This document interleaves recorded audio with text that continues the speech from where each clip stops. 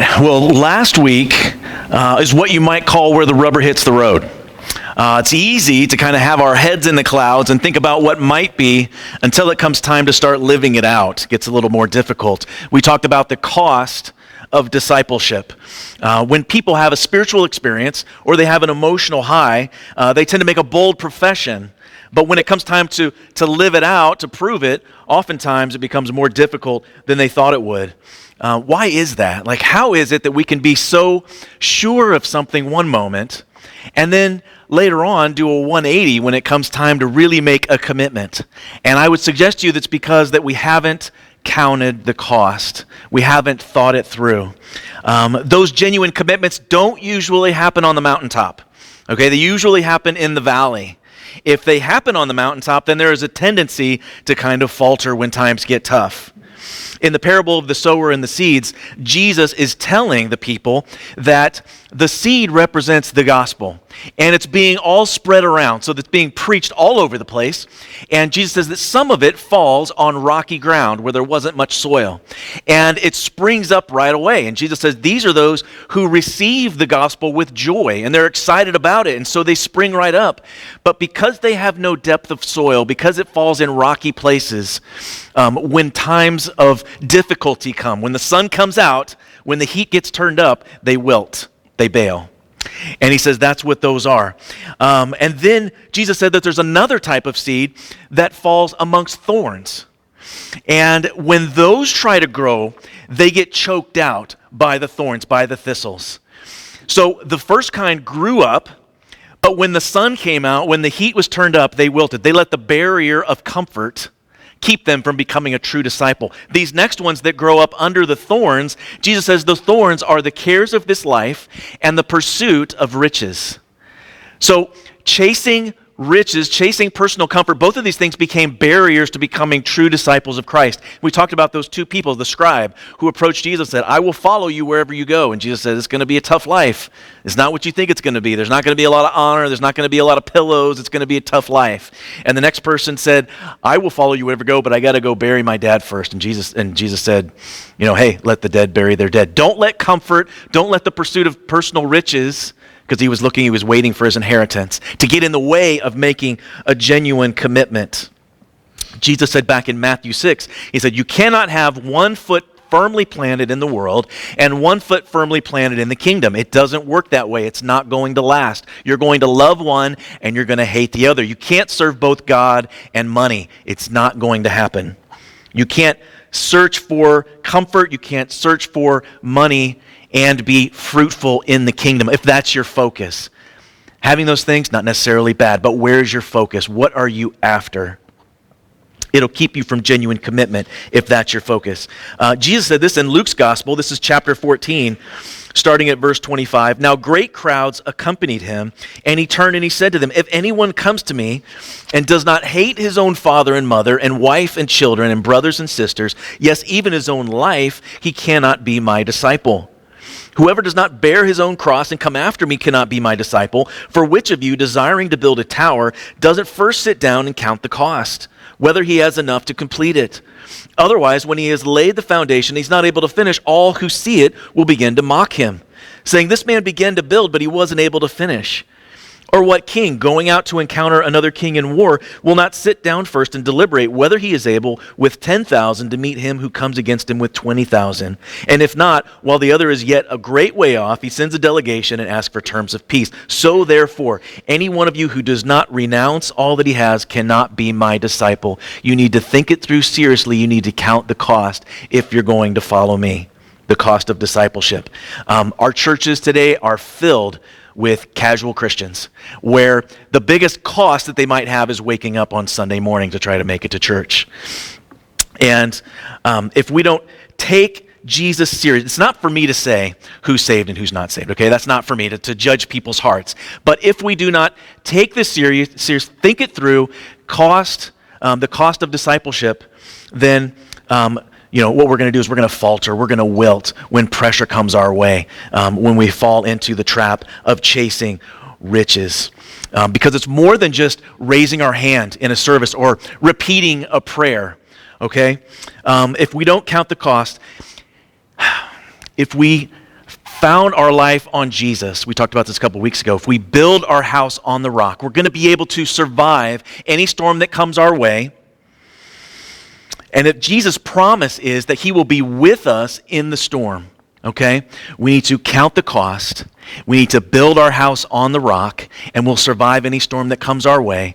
And then Jesus says, not only that, but I'm going to be with you in every storm. And that's what we see practically today, is Jesus literally being with them in the storm. So our text today is going to be Matthew 8, starting in verse 23. And when he got into the boat, his disciples followed him. And behold, there arose a great storm on the sea, so that the boat was being swamped by the waves, but he was asleep. And they went and woke him, saying, "Save us, Lord, for we're perishing." And he said to them, "Why are you afraid, O you of little faith?" And then he rose and rebuked the winds and the sea, and there was a great calm. And the men marveled, saying, "What sort of man is this, that even the winds and the waves obey him?" One of the wonderful things about studying the life of Jesus is that we read about real human problems, real human frailties, but he also gives us real practical solutions on how to deal with those things. Not only can he relate to our humanness, to the things that we go through, but he shows us how we can be empowered to walk through them. And the bottom line is we have to go through them with him. Okay, we can't go through them by ourselves. We have to go with him. If we're not with him, then we're going to unravel. We're going to wilt when difficult times come. If it's not with him, we're going to fall apart. And what we're going to be covering today is just that. We're going to be covering our human fear of uncertainty, our anxiety when things seem too big for us to handle. But they're not even a challenge. They're not even the slightest challenge to the creator of the universe, who spoke that all into existence with a word and holds all things together. So keep that in the back of your mind. He holds all things together. We're going to revisit that a little bit later. The disciples had just seen an incredible display of Jesus' power in healing, in casting out demons. All these people, this whole crowd that surrounded Jesus, he healed everybody that came to him. And now they're going to witness his power and his control over the natural world. That's why I call this supernatural. First, over sickness and disease and death and demons. Now, his power over the natural world. In 1 Corinthians 15, Paul refers to Jesus as the last Adam. Why does he call him the last Adam? Well, the first Adam, when he was created, God gave him dominion over the entire earth. He said, "You have control. You're in charge, Adam. I want you to tend the earth. I want you to care for it, multiply." Now, we don't know how much time went by between God giving Adam dominion over all the earth and the time where Satan approached Adam and Eve and caused them to sin. But when he sinned, when Adam sinned, he handed over control of the world. He surrendered that to Satan by listening to his voice, by submitting to what Satan told him to do. He handed control of the earth over to the devil. He's now the ruler of this world, and it shows. He's called the prince of this world. All the sickness, all the pain, all the war, all the death, all of that is a result of the fall, and part of Satan's plan, part of his rebellion against God is to destroy his creation. Okay? He tried to replace God. He wanted to be God. But since he couldn't do that, he is trying to destroy his creation, the world and everything in it. But God had a plan. In Revelation 13, it tells us that before the foundation of the world, God had a plan. His plan was that Jesus was going to come to earth twice. He was going to arrive twice. The first time he was coming to redeem man. And the second time he's coming to redeem earth. We talked about in Revelations how John is witnessing all of these things that are going on in heaven. And and they say, "Who is worthy to open the scroll?" Right? And John is just weeping because nobody comes out to open the scroll. And this scroll is the title deed to earth. Right? It had been handed over to the devil. And he's weeping because nobody's coming out. And then the angel says, "Fear not, because the Lion of the tribe of Judah is coming out. He is the one who is worthy to open the scroll and read it and to take back, to redeem the earth." And that's part of God's plan from the beginning. The first time Jesus came in humility as a baby, he came as one of us to die on a cross. The second time he comes, he's going to be riding in victory as a warrior king to redeem the earth. There's going to be the renewal of all things. He will establish his kingdom on the earth at that time in a 1,000-year reign where we actually will be with him, ruling and reigning with the Lord here on the earth. It's going to be amazing. It's going to be the way things were created to be. It truly is almost, impossible to comprehend what that day is going to be like. There's not going to be any more evil. There's only going to be holiness and righteousness and peace and truth. All of the things that stood in the way, all of the things that were barriers to that happening are going to be removed. We think the earth is beautiful now. Imagine what it's going to be like when Jesus renews it. We're not going to have to talk about global warming anymore. It's going to be awesome. We're not going to hear about it. Try as they might, man cannot solve the problems of our environment. We can't do it. Someone said that for every problem that science solves, 6 more problems are created in its place. All you have to do is watch a pharmaceutical commercial, right? This will cure your dry eyes, but it'll probably make you dizzy and headaches and diarrhea, and you might even die. Basically, all the things that could go wrong when you take this drug, okay? For every problem that science solves, more are created in its place. The greater our advancements, the more severe the complications can become. If we are so far from solving human problems, how impossible is it for us to solve spiritual problems? It can't be done. That's the bad news. That's the bad news. For there to be a gospel, for there to be good news, there has to be a bad news. But too many times, the good news is presented without the bad news. We don't have the power to reverse the curse. Man's been trying to figure it out ever since it happened. But we can't do it. That's the bad news. That's the reason why there's a good news. Jesus is the only one that could redeem us. He's the only one that can redeem the earth. I heard a scientist say last week that the next generation could be the first generation that never dies.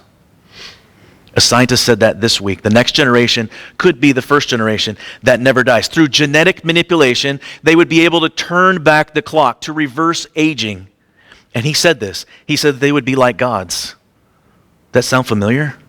That was the lie that the devil gave Eve in the Garden of Eden. If you eat the fruit, you will be like God. It's the ultimate works-based religion. I can save myself through my knowledge, through my technological advancements, through my learning. These men are going to find out that God cannot be replaced. He will not be replaced. He can only be surrendered to and followed by faith. Okay, I have 4 words that I'm going to use to try to reinforce the message today. I'm using this old pastor trick. I'm going to use some words. They all start with P. Hopefully that makes it easier to remember.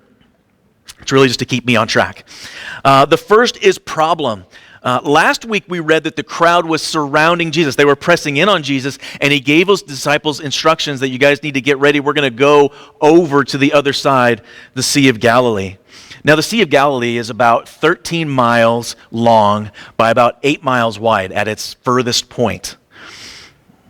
Jesus and the disciples were leaving Capernaum, right, in the west, and they were traveling over to the east side, which is Gentile territory, which we're going to talk about next week. They're getting ready to leave. They're going to cross over. Now, Jesus had had a very long day. A very long day. He was probably up early. We're told that he regularly woke up early to pray and commune with the Father. And then he had preached the Sermon on the Mount. And then he started healing people, and he healed everyone who came to him. So as you can imagine, by the end of this, he is exhausted. Now, we talk about Jesus' humanness a lot, but we don't really dwell on it. After all of this, we see it very practically that Jesus is tired physically. They had seen incredible display of his deity, but now we see him tired physically. When all of a sudden a storm erupts, it says behold. When it says behold, that means immediately, suddenly, a storm popped up. Now, you have professional fishermen on this boat. Their whole life, they have grown up on this body of water. They were accustomed to changing conditions. You guys ready for a science lesson? All right, I love this kind of stuff. The Sea of Galilee is over 600, it's almost 700 feet below sea level.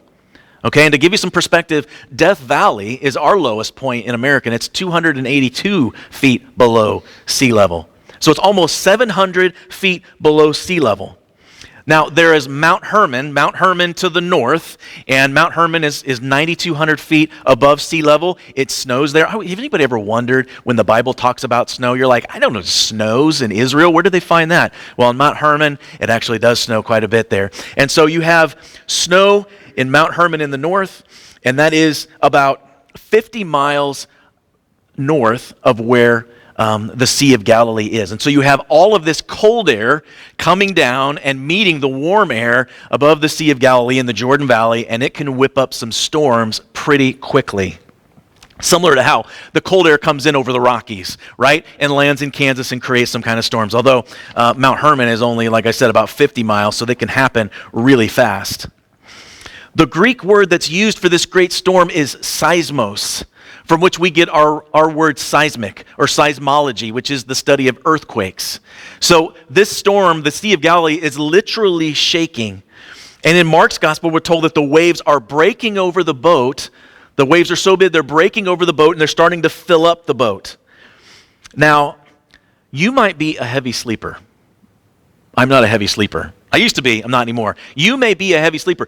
How heavy would you have to sleep? How tired would you have to be to sleep on a boat where the Sea of Galilee is literally shaking, you're getting hit in the face with water, and yet Jesus is sleeping soundly right in the middle of all of it?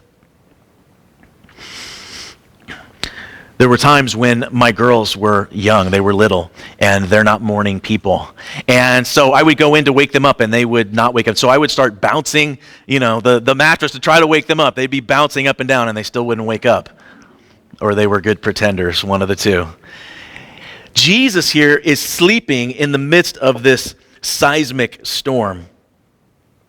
But it was part of a divine plan. The storm is swirling, the winds and the waves are swamping the boat, and yet the creator of the world is sleeping soundly in the middle of it. I mentioned briefly last week that we're told that Jesus is seated at the right hand of the Father. He's seated. He is not walking the floors of heaven anxiously. He's not wringing his hands, wondering whether or not we're going to make it. Okay? He told the disciples, we're going to go over to the other side. He is going to see them to the other side. He's going to see you and I to the other side. He didn't say, let's take off for the other side and see if we can make it. I see a storm coming. No, they were going to reach the other side because Jesus said so. You and I have a problem. We have a big problem. We have a sin problem. A sin problem that is going to separate us from God without Jesus Christ. Our sin nature, it's built into us. It's going to separate us. That is our huge problem if we are without Jesus. But his promise to you and me is that if we accept him, if we surrender our lives to him and accept his free gift of eternal life and we walk with him, that he's going to take us to the other side. You don't have to be anxious about eternity if you are following Jesus. You don't have to panic, which is what our next word is. First they had a problem, and now they panic. These professional fishermen panic. It says, and they went and they woke him, saying, save us, Lord, for we are perishing. The fact that these men who had grown up on this water are starting to panic tells me that this is a supernatural storm. This is not a natural storm. This is a supernatural storm. I'm going to explain why in a moment. But these guys would have been doing everything they could in their power to try to steer the ship to the other side. Everything that they knew how to do. This was their skill set. What they did. They steered ships and they caught fish. That's what they were good at. But they had run out of human solutions and now they had to turn to Jesus. Probably should have started there in the first place. But isn't that just like you and me? We don't go to Jesus first. We do everything we can in our own power to try to figure it out. This is something that is it's difficult for me in my own life, okay? I'll admit to that. I feel like I'm self-sufficient. I don't like asking for help. I can do this on my own. I can figure it out. But that's just pride talking. That's all it is. It's pride. When we try to figure it out ourselves and we don't go to Jesus, when we think we have it all wired, sometimes we have to be brought to the point of absolute desperation before he can get our attention. And I don't know about you, but I do not want to be brought to the point of absolute desperation so that he can get my attention. The story is told of a hardened old sea captain who was quite vocal about his atheism. And then one night they went through a storm and he got washed overboard, and the men could hear him screaming out to God for help. And when they brought him back in, when they got him back in the boat, one of them said, I thought you didn't believe in God. And he said, well, If there isn't a God, there ought to be for times like this. It's been said that there are no atheists in foxholes. In times of difficulty, people turn to the Lord. Many people only turn to the Lord, though, when every human solution has been exhausted. Listen, God loves to hear a sinner's cry of desperation. He loves to hear the sinner's cry of desperation, but he doesn't do it because he's on a power trip. Okay, he doesn't do it because he wants to see us squirm. He does it because the first thing in coming into Jesus Christ, the first step is to admit our own inadequacy. And when we admit that and we turn to him, he loves to hear our prayers. God loves to hear his people cry out to him because that's a sign that they know to whom they belong. The Psalms are full of these kind of cries for help. In Psalms 10, he says, "Why, O Lord, do you stand far away? Why do you hide yourself in times of trouble?" And in Psalms 44:26, "Rise up and come to our help. Redeem us for the sake of your steadfast love." In Isaiah 51:9, it says, "Awake, awake, put on strength, O arm of the Lord. Awake as in the days of old, the generations of long ago." These disciples were with Jesus, but they tried everything they could to handle the problem on their own. They didn't wake him up first. And since they were trying to handle this problem on their own, it ended up in a panic. And that brings us to our next point. They had a problem. They tried to figure it out on their own, so they started to panic. They turned to Jesus, and now they were going to witness his power. Now, nothing about this situation seemed normal. It's understandable that they would all be completely freaked out, except for the one who was sleeping peacefully in the middle of the storm. They had every reason to be afraid, but Jesus said, "You guys have very little faith." A storm pops up suddenly, and these violent waves are sweeping over the boat. The fishermen are panicking, which suggests that this was not a normal Galilee storm. Everything about it was not normal. Then they wake Jesus up, and what he says is, "Why are you so afraid, O you of little faith?" His reaction wasn't even normal.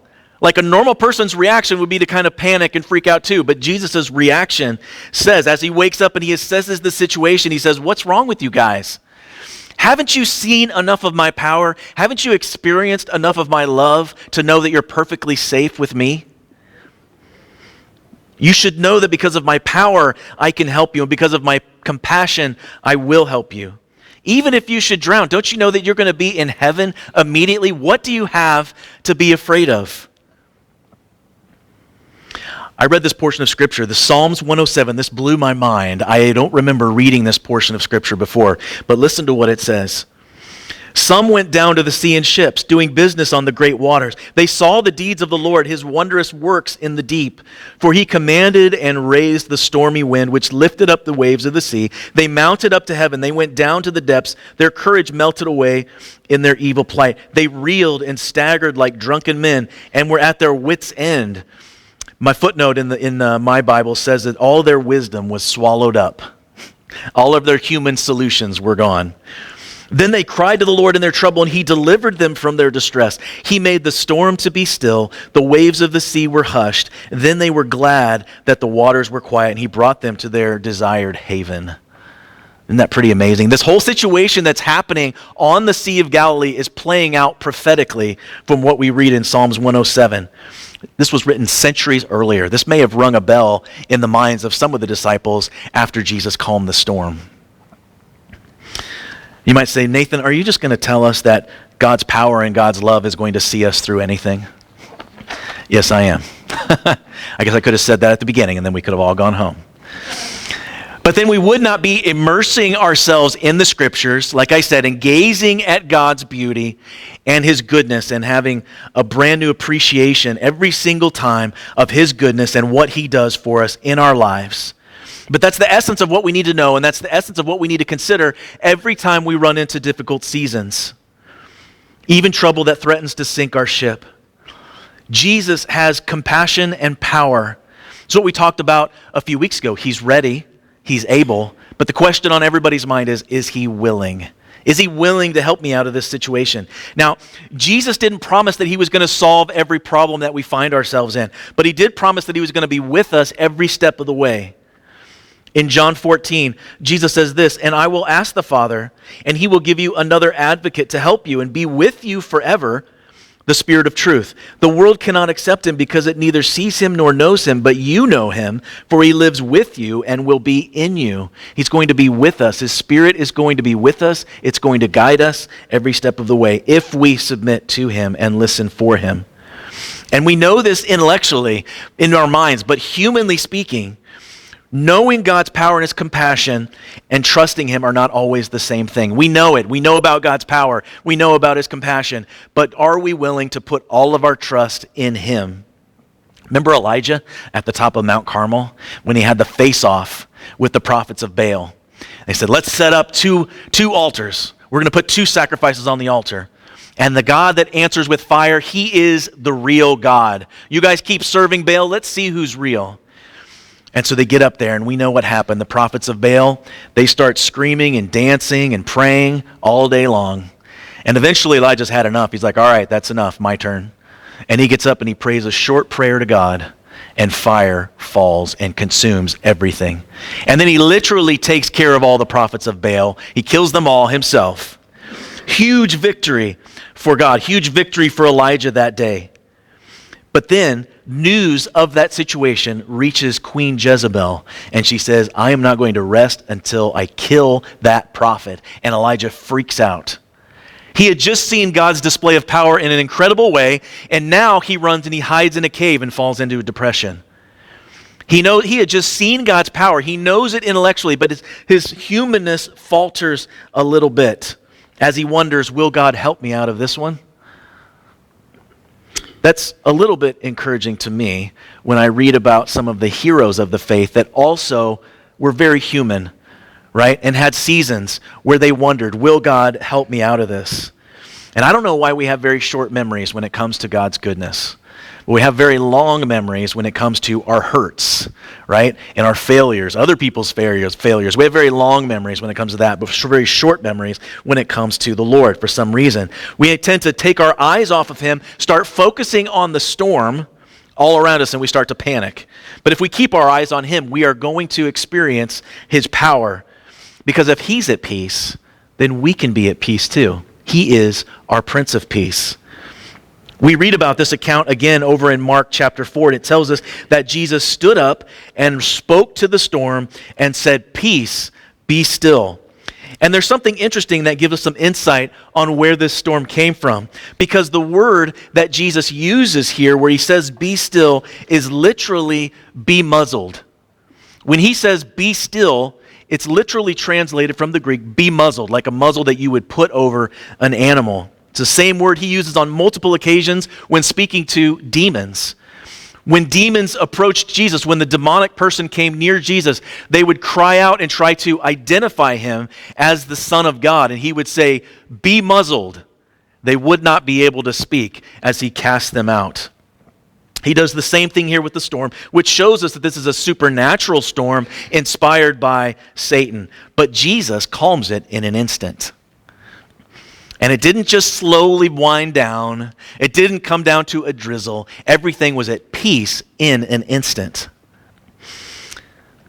Now, I've attended churches, I'm going to say this. This might be a little bit controversial, but that's okay. I've attended churches that are in the what they would call word of faith movement, where you just have to speak it out. Our words have power, so you have to speak it out. Jesus spoke to the storm, and so you just need to speak to the storm and rebuke it. It's not Jesus spoke to the storm. It's Jesus spoke to the storm. Okay? He is the one, the creator that exercises power over his creation. I think that's an important distinction. It's not that Jesus spoke to the storm, it's Jesus spoke to the storm. He is the one that is our strength. He is the one that is our deliverer. When Jesus said, "O you of little faith," I don't think that his expectation was that the disciples should have stood up and rebuked the storm. I think his expectations, they would have faith because he was in the boat with them. He said, let's go over to the other side. He didn't say, let's put out and see if we can make it. Okay, they should have had faith because of who was with them. When natural disasters occur, like Hurricane Ian a few weeks ago, insurance companies call that an act of God. It's what they call natural disasters, an act of God. I think God gets a bad rap. I think he gets a bad reputation. okay? Because this world is currently under the control, under the influence of the devil. But because he's a liar, what he does is he tries to get man to pin the blame on God. That disaster was, an act of God, when in reality, a lot of those things are stirred up by the devil himself. Satan has a lot to do with the storms of this life, but Jesus can calm them in an instant. The things that are going on in your life that feel like they're out of control, God can give you peace. He can calm the storm in an instant. The disciples had a problem, and when they couldn't fix it on their own, they panicked. Then they witnessed Jesus' power, and then we're told that they were perplexed. That's my last one, perplexed. Actually, it says that they marveled, but I couldn't find a synonym that started with P. So, they were perplexed. It says that they were marveled, saying, "What sort of man is this that even winds and sea obey him?" First, they were afraid of the storm. Now they're kind of afraid of Jesus. Because now they had a holy fear of the Lord. He heals sickness and he casts out demons, and now creation obeys his command. What kind of man is this? They had a holy fear. Job said, "I had heard of you with my ears, but now I see you, and I repent in dust and ashes." When Isaiah saw the Lord in a vision, he said, "Woe is me, I am ruined, I am undone," because he had seen the Lord. When John saw Jesus on the island of Patmos in Jesus' glorified state, he fell down at his feet as dead. When they saw his glorious power, they were submissive to him. When they experienced the power of God, they had a holy fear. When do we experience the power and presence of God? We experience it the most in the storm, in the trial. It has to become more than head knowledge if he's going to stretch our faith, if he's going to grow our faith. The biggest witness that you might have is when people see what goes on inside of you when you walk through the most difficult times in your life. When people witness how you react, how you live, they're going to wonder, why are you different? Because you have his strength inside of you, his peace inside of you. That might be your greatest witness, showing other people who is your strength. Before I wrap up, I want to visit the book of Colossians. This is one of my favorite books of the Bible. Colossians 1, 15 through 20, Paul tells us, "He is the image of the invisible God, the firstborn of all creation, for by him all things were created in heaven and earth, visible and invisible, whether thrones or dominions or rulers or authorities, all things were created through him and for him. And he is before all things, and in him all things hold together. And he is the head of the body, the church. He is the beginning, the firstborn from the dead, that in everything he might be preeminent. For in him all the fullness of God was pleased to dwell, and through him to reconcile to himself all things, whether on earth or in heaven, making peace by the blood of his cross." Now, the key word that Paul uses here is preeminent. I didn't even think about this till this morning. That one starts with P2. Preeminent.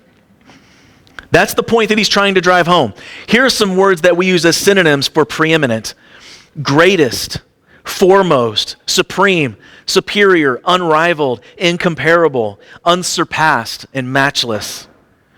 Now, verse 15 has created a lot of confusion in the Christian world because they see the word firstborn and they claim that Jesus was created. They say, see, he is a created being. So you have like the Mormons and the Jehovah's Witnesses that believe that Jesus was a created being. But that's not what it means. It means preeminent. It doesn't mean that he was created. Here's an example. In Genesis, Joseph brings his sons, Ephraim and Manasseh, to Jacob. Jacob is on his deathbed and he's blessing his sons, and Joseph comes before him, sets his children before him. Now, Manasseh is the older one, and so he places him on Jacob's right side so he can have the right hand of blessing. Now, Ephraim's going to get blessed too, but he puts him on his left side because he's the younger one. And Jacob reaches out to bless them, and he goes like that. He switches his arms over, and the right hand goes on Ephraim, and Joseph's like, wait, Father, that's Ephraim. You're supposed to be on Manasseh. And he starts prophesying anyway. He blesses them, and Ephraim gets the blessing of the firstborn. And in Jeremiah 31, it says that Ephraim is called God's firstborn. Ephraim is used interchangeably with the nation of Israel. Ephraim wasn't the firstborn, but he was the greatest. He was the one that got the blessing. Also, David. in Psalm 89:27 is referred to as the firstborn, the most exalted of the kings of the earth, when clearly he was the youngest of his father's sons. So what does that mean that he was the firstborn? It means that he was preeminent. Jesus was not created. He was firstborn in that he was preeminent. So Jesus is supreme over creation, not in creation, but over creation. All things were created by him and through him and for him. You guys with me? Okay.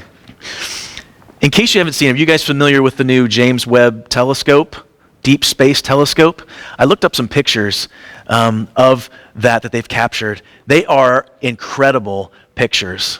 That's just one of them. Let's go to the next one. That one blows me away. It doesn't look real, but that's an image they captured. The second one puts the Hubble telescope picture next to the James Webb one. Isn't that an amazing difference? The Hubble is on the right, this new James Webb one is on the left. And then the last one, this one looks like a Christmas tree. It's just incredible that they would capture a picture like that, and some scientists would say, this whole thing just happened by accident. Now, there are massive objects out there. There's a whole video. I would encourage you to watch it. It's incredible. It's by Louis Giglio, and it's called, what is it called? Indescribable. So you should look it up on YouTube. It's an incredible sermon. It talks about all the planets and how big they are and how small we are in comparison to things that we know about. There are things that we don't even know about. So we could go from one end of the spectrum with what we see in these massive telescopes and go all the way to the other end in what we see through these super microscopes and what make up atoms. I could do a whole sermon series on the vastness of God and all the detail that he put into his creation. So back to in him all things hold together. If he holds all things together, then it's an easy task for him to tell the winds and the waves to calm down. Your situation that you're in right now may not make sense to you, but it's an easy thing for the Creator to speak peace into that situation.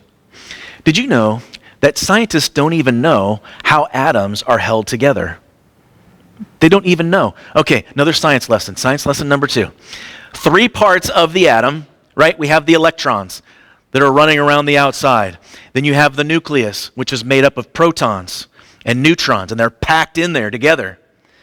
But they shouldn't be, because opposites attract, but like charges repel. But here you have a bunch of protons and you have neutrons packed into this, and they shouldn't. They should be repelling each other, but they're stuck together, and scientists don't know why.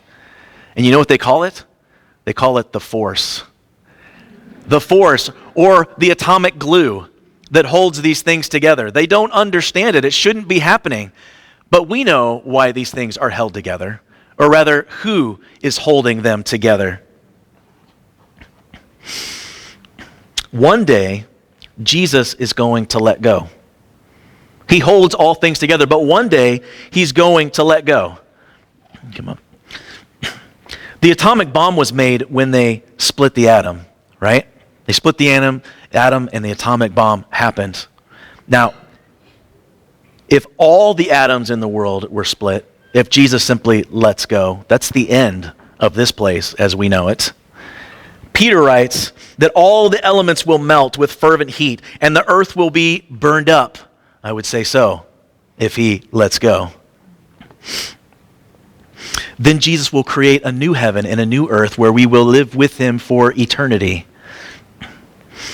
But until then, we live in a broken world which is under the influence of Satan, and try as he might, every once in a while, God steps in and speaks peace. It says, be still, just to let him know who's still really in charge. And he can do that in our lives. Now you may say, well, Nathan, what if he doesn't? George Mueller, that great man of faith, said this: faith for my deliverance is not faith in God. Faith means whether I'm visibly delivered or not, I will stick to my belief that God is love. There are some things that are only learned in a trial. Faith does not operate in the realm of the possible. There's no glory for God in that which is humanly possible. Faith begins where man's power ends. Faith begins where man's power ends. When we have exhausted ourselves, there's nothing left but faith in Jesus. We can go there first. That would save us a lot of heartache, a lot of anxiety. The disciples used all their own power. They exhausted their own knowledge to solve a problem. When they couldn't do it on their own, they panicked. Jesus could have stopped the storm before it even happened, but he had to grow their faith. And if you're in a season of life where you have a big problem, don't panic. Rely on his power, and you and every other person that sees it will be blown away. They will marvel at what God's done in your life. We can be at perfect peace because of the one that we belong to. And I'm going to end with this. David Mathis writes this: brothers and sisters, Jesus holds it all together. He is the Lord of heaven and earth, the first creation and the new creation, the present and the future, all of history and the smallest details of your life. In him is full undiminished divinity and true uncompromised humanity. He is a lion-like lamb and a lamb-like lion. He is Lord of all time and space, Savior of his chosen people, and the supreme treasure who corresponds perfectly with our personal weariness and our longing for greatness. I can relate to personal weariness, and you? We all have this longing for something greater than ourselves, and we're only going to find it in him. We all have a problem. We shouldn't be panicking because our Prince of Peace is at perfect peace, sitting at the right hand of the Father. You know what it says? It says that he ever lives to make intercession for you and I. He is praying for you and I.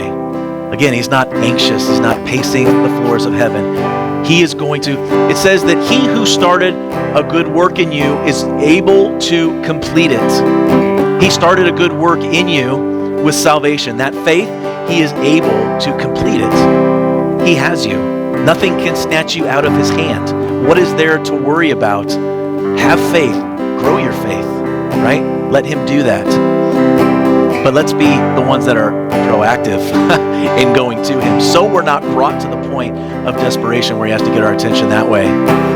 But if we're walking with him, we don't have to be anxious about eternity. We can walk through any situation. And even if it's not visible to us or to other people, we can have faith in his love, that he is love.